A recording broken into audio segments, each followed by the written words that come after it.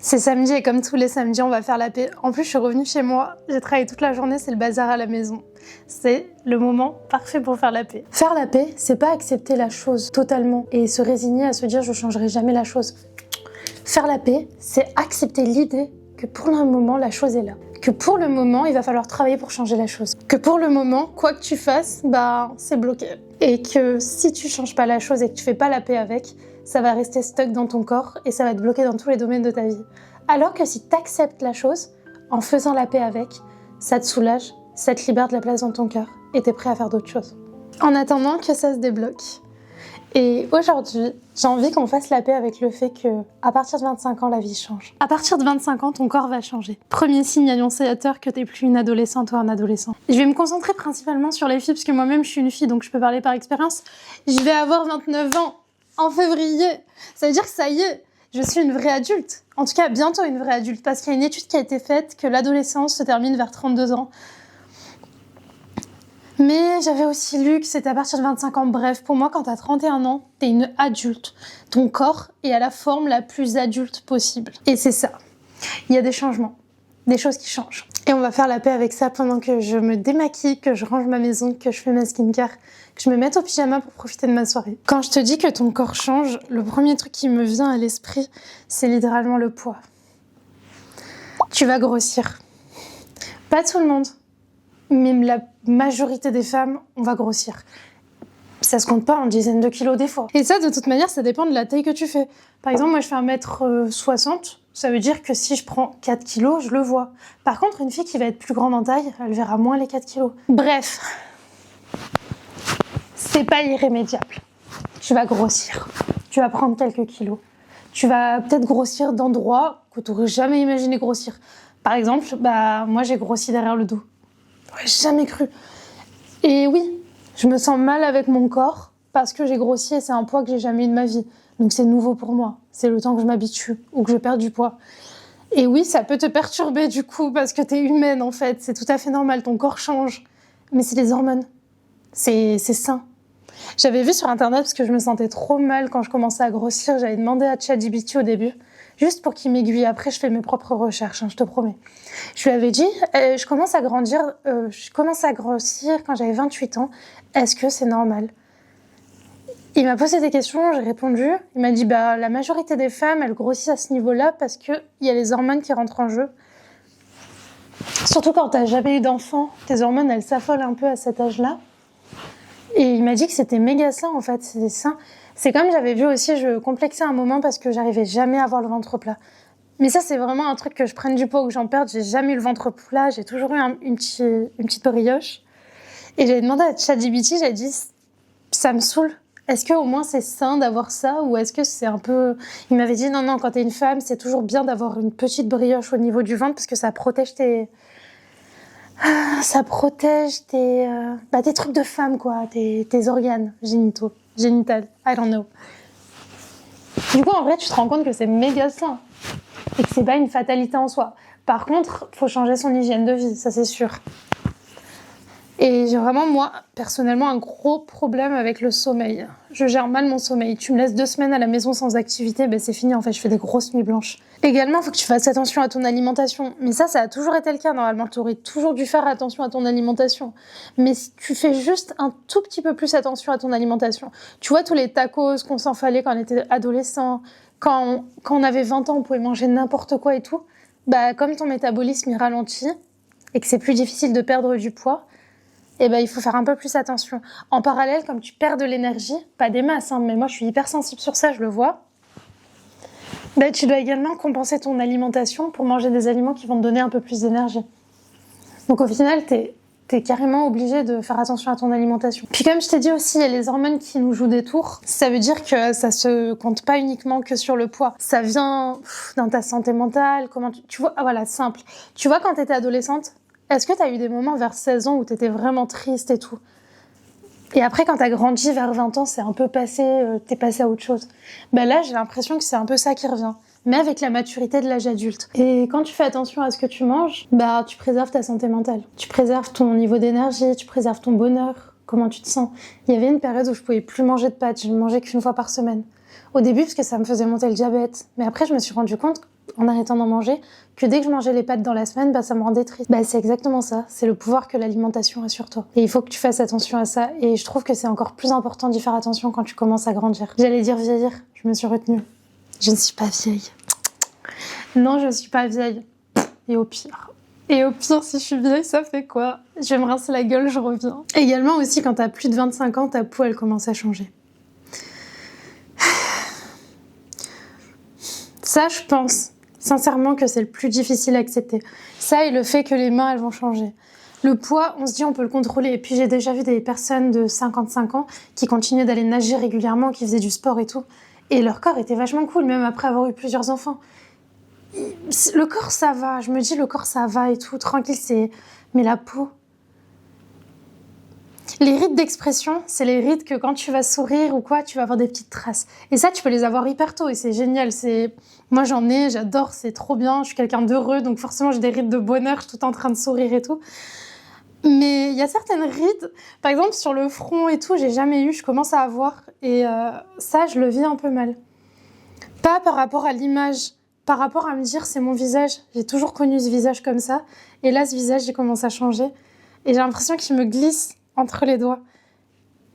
Et c'est horrible. J'aimerais tellement qu'il reste le même. C'est la vie, hein. Ouais. C'est triste. C'est comme quand t'aimes quelqu'un et qui part, quoi. Mais bon, that's what it is. Parce qu'en vrai, il n'y a rien qui reste éternellement. Et le corps, malheureusement, ça en fait partie.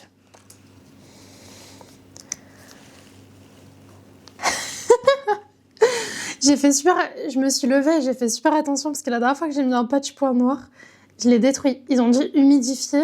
Je sais pas ce que j'ai fait, je l'ai trop mouillé. Du coup, normalement, c'est bon. Par contre, il faut le garder 25 minutes.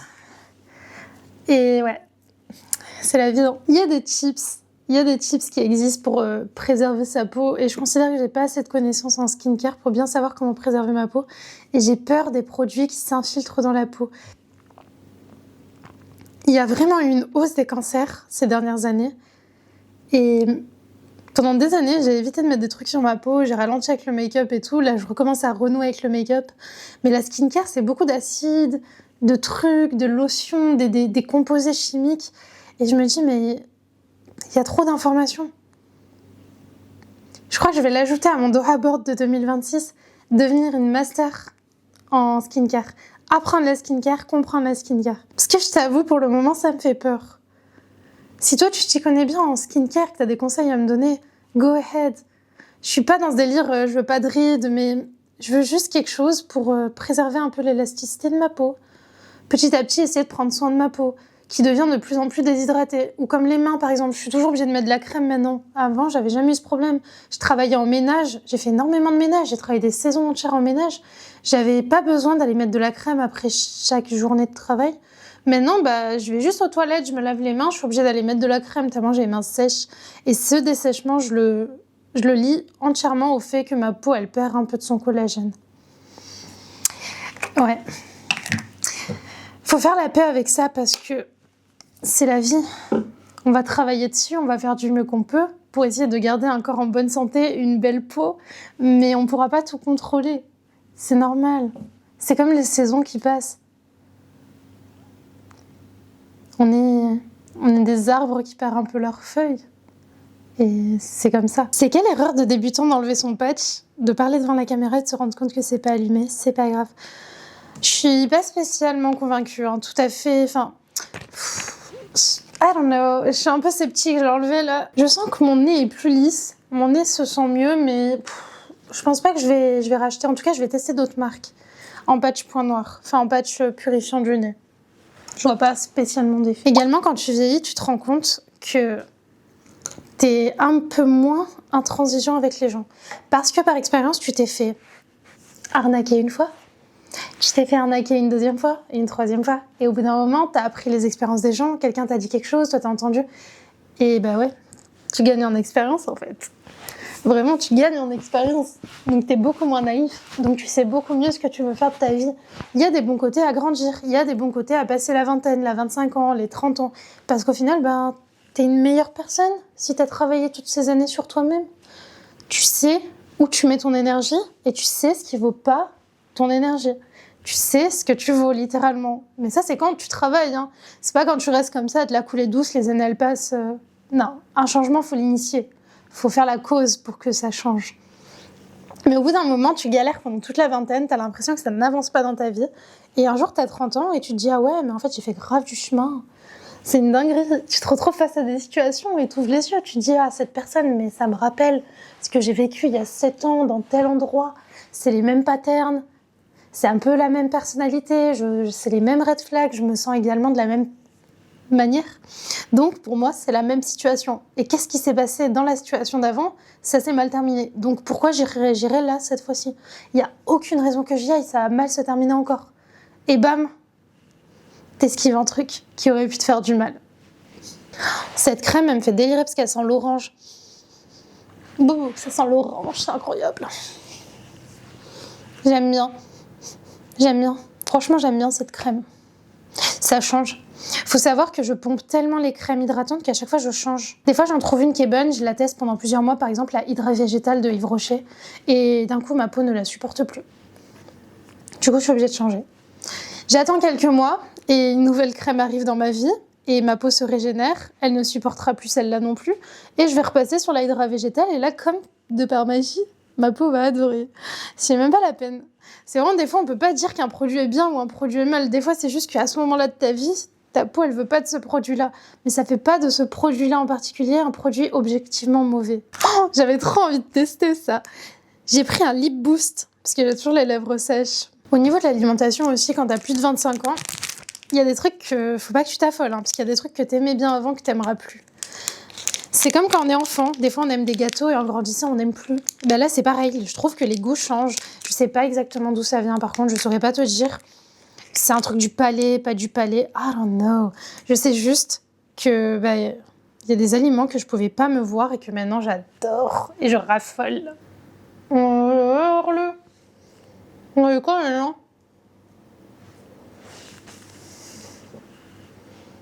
En fait, j'adore avoir un compte secret. Genre, dès que je regarde dans les yeux, je vois. Quand tu grandis aussi, il y a des changements de goût qui apparaissent et je parle pas de nourriture. Hein.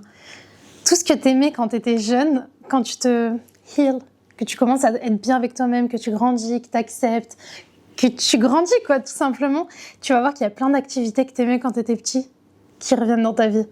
Et c'est les meilleures activités. Sincèrement, ça va être, je sais pas moi, chanter, faire des comédies musicales, faire des spectacles, tous ces trucs que quand on grandissait et qu'on se disait non mais c'est des trucs d'enfants et tout, mais en fait on se rend compte que on est juste des grands enfants. Et ça c'est incroyable. Également on va mettre en lumière le plus important de tout. Je fais la paix avec le fait que chaque année que tu prends, c'est une bénédiction. On fait partie de ces gens qui ont eu la chance de pas décéder. On est encore en vie les gars. Ouais, 30 ans. Ouais, 40 ans. Mais c'est une chance. Pas tout le monde n'a cette chance. On fait partie des chanceux. On est chanceux de vieillir. On a de la chance de voir notre peau un peu se tarir. On a de la chance de prendre du poids. On a de la chance de voir nos hormones fluctuer. On a de la chance d'être insulté de vieux sur Twitter. Parce qu'au moins, on est toujours là. On a de la chance de vivre. Si tu veux, je répète. On fait partie de ces gens qui ont la chance de vieillir. On fait partie de ces gens qui ont la chance de grandir, de voir un jour nouveau, de découvrir. Il n'y a rien qui dit qu'on sera encore là demain. Donc je fais la paix avec le fait que l'après 25 ans, c'est ok. C'est gênant de dire c'est ok, je te jure, je peux plus. Au début, je le disais pour troller, mais genre maintenant, c'est devenu une habitude. Attends, on recommence. Je fais la paix avec le fait que l'après 25 ans, c'est une bénédiction. Prends bien soin de toi, je te fais des gros bisous. Et on se retrouve mardi pour un épisode de Shine Girl. Oh damn, j'ai oublié. Je compte sur toi pour liker, pour t'abonner et pour booster la vidéo si tu peux, pour commenter tes idées aussi et ce que t'as pensé de l'épisode. Parce que c'est une discussion, on est deux. Je suis pas toute seule. Prends soin de toi, fais la paix avec les choses. Et on se retrouve mardi prochain pour un épisode de Shine Girl.